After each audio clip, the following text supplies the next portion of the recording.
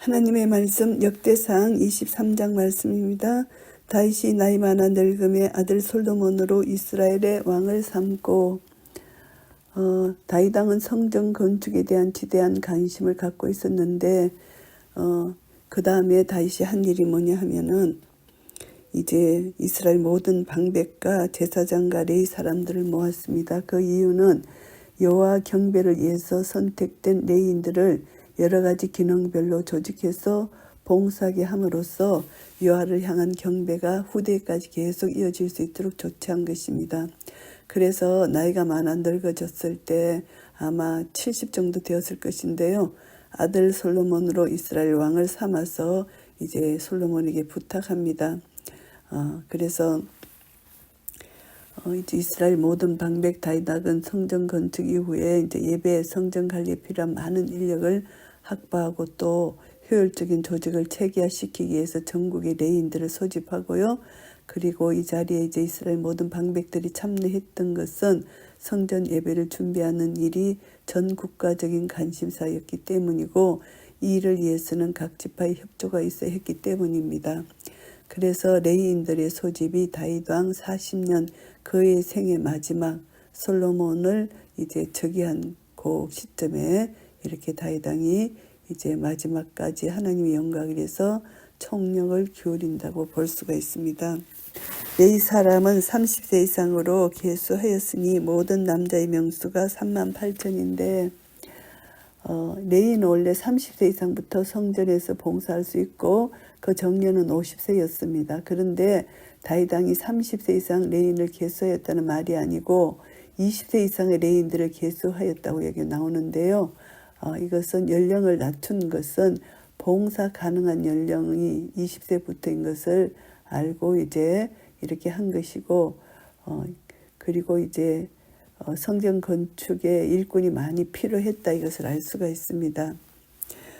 그 중에 24,000은 여호와의 전 사물을 보살피는 자요 6,000은 유사와 재판관이요.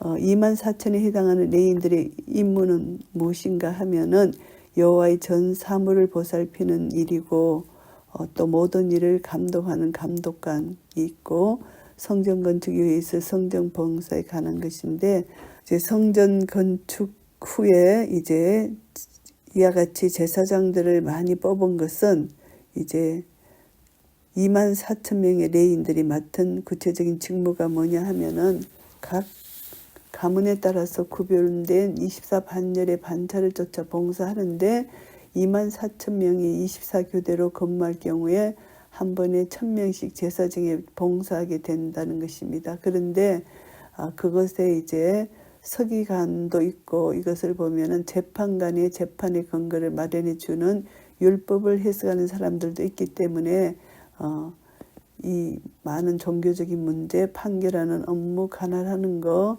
이 모든 것을 통해서 한 1,000명씩이 이제 조별로 이렇게 하면은 필요한 것이다 이렇게 보고요. 4,000은 문지기요 4,000은 다윗의 찬송하기 위하여 지은 악기로 여호와를 찬송하는 자라.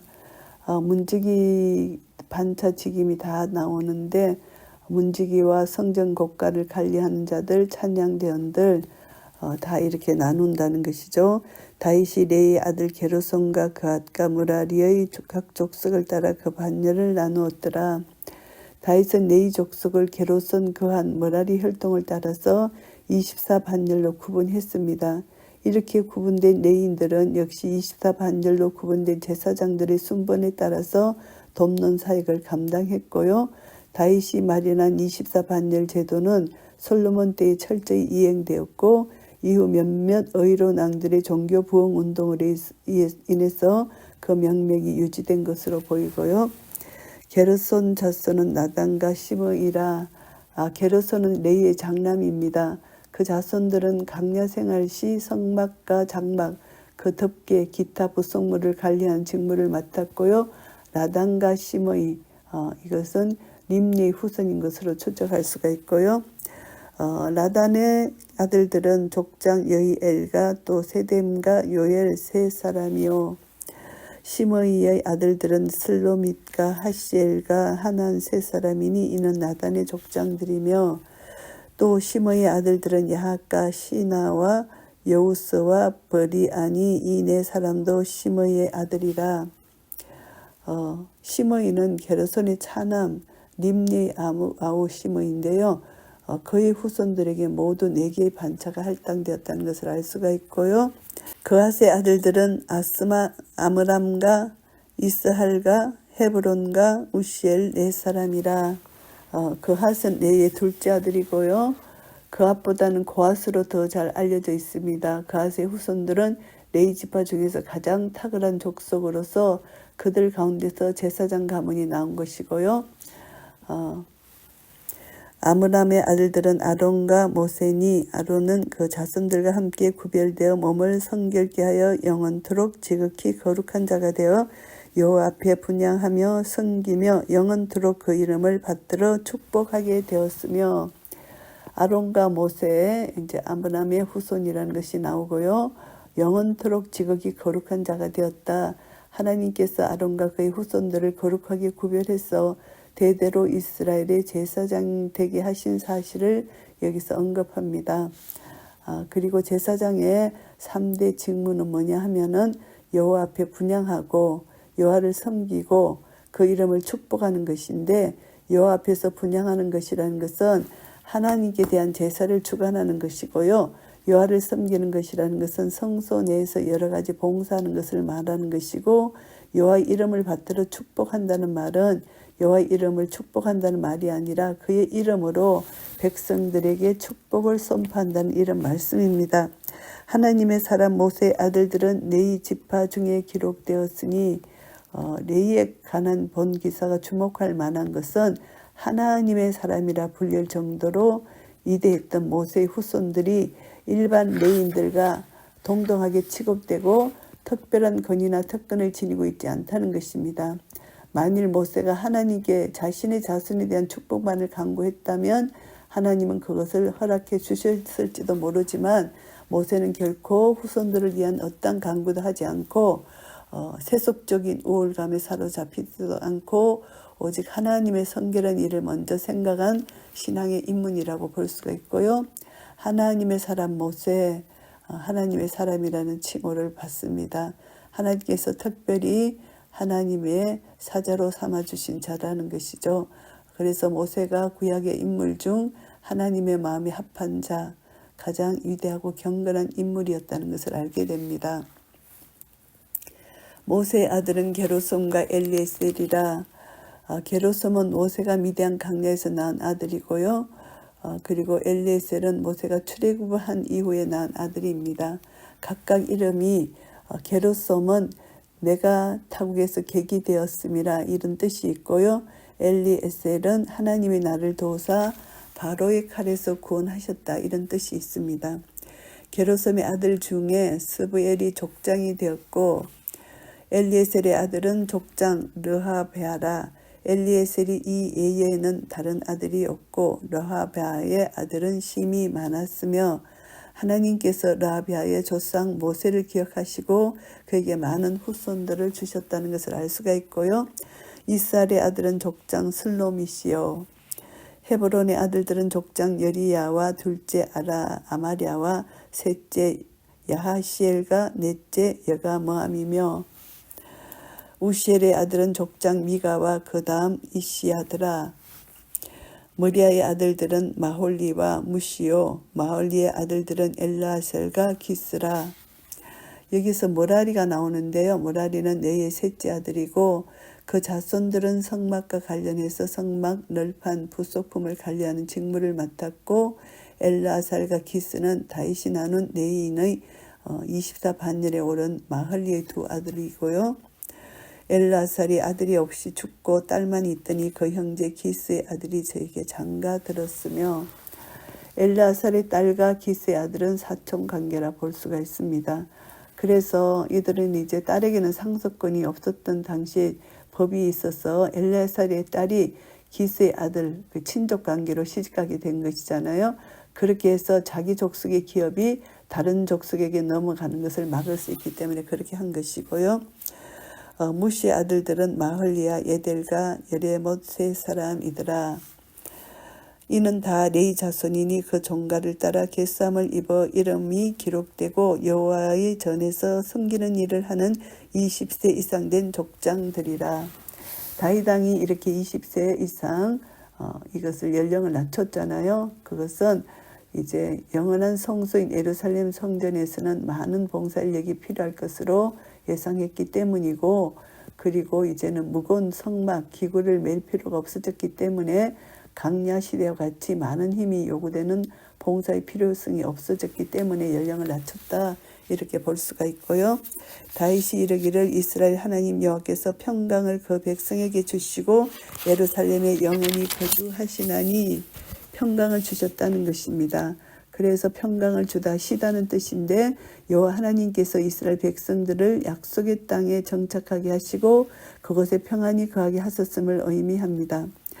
다윗은 여기서 이스라엘 백성들이 하나님의 역사로 말미암아 더 이상 전과 같이 이방 족속들에게 쫓겨다니지 않게 되었음을 말하는 것이고요. 이스라엘의 안전한 정착 생활에 대한 공로를 자기 자신에게 돌리지 않고 오직 하나님께 돌리고 있는 다윗 왕의 겸손한 인격이 여기서 나타납니다. 예루살렘에 영원히 거하시나니, 이 말씀은 여호와 하나님께서 예루살렘에 영원히 거하시게 된 것은 결국 이제 하나님의 궤를 예루살렘으로 옮긴 사건, 앞으로 예루살렘 성전 건축을 통해서 실제적으로 이루어지게 되었기 때문이고요. 하나님의 궤는 더 이상 모세시대 같이 이리저리 운송될 필요가 없게 되었다는 것이고, 백성들은 오로지 한 장소 예루살렘 성전 안에서 여호와를 경배하는 일에만 주력할 수 있게 되었다, 그런 뜻입니다. 레위 사람이 다시는 성막과 그 가운데서 서는 모든 기구를 맬 것이 없다 한지라, 이스라엘 강야 생활, 방랑 생활이 더 이상 없다는 것입니다. 그래서 예루살렘 성전에 이 모든 기구들이 영원히 못 지어질 것이기 때문이고, 레위인들은 더 이상 이 거룩한 기구들을 운반할 필요가 없게 되었다, 이런 말씀이고요. 다윗의 유언대로 레위 자손이 20세 이상으로 계수되었으니 다윗의 죽음을 앞두고 솔로몬과 신하들에게 남긴 유언입니다. 그래서 성전에서 봉사할 레위인을 연령을 20세로 낮추도록 지시했다는 것이고요. 그 직분은 아론의 자손에게 수정들어 여호와의 전과 뜰과 골방에서 섬기고 또 모든 성물을 성결케 하는 일, 곧 하나님의 전에서 섬기는 일과, 아론의 자손은 제사장들을 말하는데 20세 이상으로 계수된 레위인들은 바로 이 제사장들을 도와 제사에 관련된 여러 가지 봉사의 직분을 감당했고요. 여호와의 전과 뜰과 골방에서 섬겼다, 이런 장소들은 어떤 일을 했는가 잘 나타나고 있지는 않지만 청소, 구전 일을 하였을 것이고, 모든 성물을 정결케 하는 일, 이것은 청소와 같은 구전 일을 감당하였음을 말해주는 것이고요. 또 진설병과 고운 가루의 소재물, 곧 무교전병이나 냄비에 지지는 것이나 반죽하는 것이나 또 모든 저울과 자를 맡고, 제사장들은 겉떡을 상에 차려놓는 일을 했는데 겉떡을 만드는 일은 제사장을 돕는 레위인들이 했고, 진설병은 이스라엘 곧 언약 공동체를 상징하는 거룩한 떡으로서 안식일마다 새로운 것으로 하나님께 드려졌습니다. 진설되었던 떡은 제사장들의 몫이 되었고요. 무교 전병이나 냄비에 지지는 것, 이스라엘 백성들은 하나님께 소제를 드릴 때 누룩을 섞지 않는 밀가루를 하덕에 구운 것이나 번틀에 붙인 것으로 드릴 수 있었기 때문에 이렇게 하는 것이고, 그때 소제에 드릴 고운 가루를 굽거나 붙이는 일 역시 레위인들이 감당했다고 볼 수가 있고요. 또 모든 저울과 자를 맡고, 이것은 이제 고운 가루 희생 제물에 사용될 기름, 포도주 등을 정확하게 측정해서 제사를 드려야 했기 때문에 그렇게 말씀하는 것이고, 이때 사용할 측정 기구들을 깨끗하게 보관해 두는 직무, 제사장들을 돕는 것이 레위인들이 맡았다, 이런 뜻이고요. 새벽과 저녁마다 서서 여호와께 축사하며 찬송하며 성전에서 행할 악사들의 임무를 여기서 보여줍니다. 4,000명의 악사들로 구성된 찬양대는 아침 저녁으로 드려지는 제사 때마다 하나님께 찬송을 드렸던 것이고요. 또 안식일과 초하루와 절기의 모든 번제를 여호와께 드리되 그 명하신 규례에 정한 수요대로 항상 여호와 앞에 드리며, 제사장들은 안식일과 매월 초하루 각종 절기 때마다 하나님께 번제를 드려야 되고요. 여기서 말하는 절기 이스라엘의 5대 축제 나팔절, 대속제일, 유월절, 맥추절, 초막절입니다. 그래서 또 세 절기, 중요한 세 절기는 이스라엘의 모든 성인 남자들이 중앙 성소에 나와서 하나님께 제사 드리는 것이 이제 특히 세 절기잖아요. 그래서 항상이라는 것은 이제 이런 날들이 임할 때마다 항상이란 뜻입니다. 그럴 때마다 레인들은 제사장의 일을 도와서 하나님께 제사 드리는 일이 차질이 없도록 도와줬다는 것이고요. 또 해막의 직무와 성소의 직무와 그 형제 아론 자손의 직무를 지켜 여호와의 전에서 수종드는 것이더라. 직무를 지켜 수종든다는 말은 레위인들에게 해당되는 말로서 제사장들을 돕는 일을 그들이 행하였음을 나타내는 말씀이고, 레위인들은 제사장들의 조력자로서 하나님께서 제사장들에게 주신 일종의 선물이라고 볼 수가 있고요. 해막의 직무라는 것은 하나님의 장막에서 행하는 제반 임무를 가리킵니다. 성소의 직무라는 것은 하나님의 장막 내의 성소 안에서의 일이고 번제자 안에서의 일들을 가리키고요. 그 다음에 아론 자손의 직무라는 것은 바로 제사장의 직무를 가리키는 말씀입니다. 역대상 23장 말씀을 정리하겠습니다. 1절부터 5절까지는 레위 사람들을 소집합니다. 다윗 왕이 차기 왕으로 솔로몬을 지목한 이후에 레위 사람들을 전국에서 소집해서 그들을 기능별로 조직하는 내용입니다. 제사장적 관점에서 이것은 집필되어서 다윗 왕에게 솔로몬으로 이어지는 왕통의 전환 관계는 간단히 기록하고 레위인의 직분 배정을 언급하는 것입니다. 그래서 이제 다윗은 필생의 마지막 사업으로 성전 건축을 하기로 하고 마음먹었고, 그 제반 직무를 담당할 성전 봉사자들을 선별하기 위해서 백성들의 삶에 영향력을 미치는 방백, 제사장, 레위인들을 한자리에 소집하고요. 이 모임을 통해서 레위인 중에 직무를 담당한 레위인의 총수는 여호와의 율법에 따라서 계수된 결과 보면은 38,000명으로 집계되었습니다. 이들 모두 각자의 재능에 따라서 문지기, 재판관, 행정직원, 찬양대원으로 직무가 분담되고요. 하나님이 주신 권위를 오직 선한 일에만 사용하는 다윗 왕의 행사를 볼 수가 있고요. 그가 레위인들을 소집한 것은 자기의 왕권을 강하기 위한 것도 아니고 자기의 유익을 위한 것도 아니고 오직 하나님의 영광을 위하여 백성들이 하나님께 참된 예배를 드릴 수 있도록 이렇게 배려한 것이고요. 6절부터 23절까지는 레위인들의 24반차에 대한 말씀입니다. 게르손 자손의 반차들과 그앗 자손의 반차들, 머라리 자손의 반차들을 언급하고 있습니다. 레위인 전체가 하나님의 성전에서 봉사하도록 한 다윗의 직분 배정이 합리적인 것이라는 것을 알게 되고요. 다윗 왕이 조직한 24반차 제도는 레위 자손 중 어느 한 가문도 성전 봉사에서 제의됨이 없고 다 참여하게 하는 획기적인 제도다 알 수가 있고요. 이 제도는 레위인 전체가 일시에 성전에서 봉사하는 제도는 아닙니다. 왜냐하면 다윗 왕은 레위인들이 순번에 따라서 차례대로 성전에서 봉사할 수 있도록 24반차 제도를 마련했고 레위인들 전체가 성전에서 봉사할 수 있도록 하였기 때문이고요. 이 조직은 영적 효과가 매우 큽니다. 레위인 전체가 성전 봉사에 참여하게 된다는 건 이것은 모두가 영적인 은혜의 풍성함을 누리게 된다는 것이고 이스라엘 전체가 영적인 감화를 받을 수 있다는 것이고 성전에서 하나님의 영광을 경험한 레위인들이 집으로 각기 흩어져서 평신도를 가르칠 때 그들은 성전에서 받은 능력과 은혜를 가르칠 수 있다는 것입니다. 그래서 24반차 제도는 이스라엘 전체 백성들을 전부 다 더욱 영적으로 감화시킬 수 있는 획기적인 제도가 되었고요.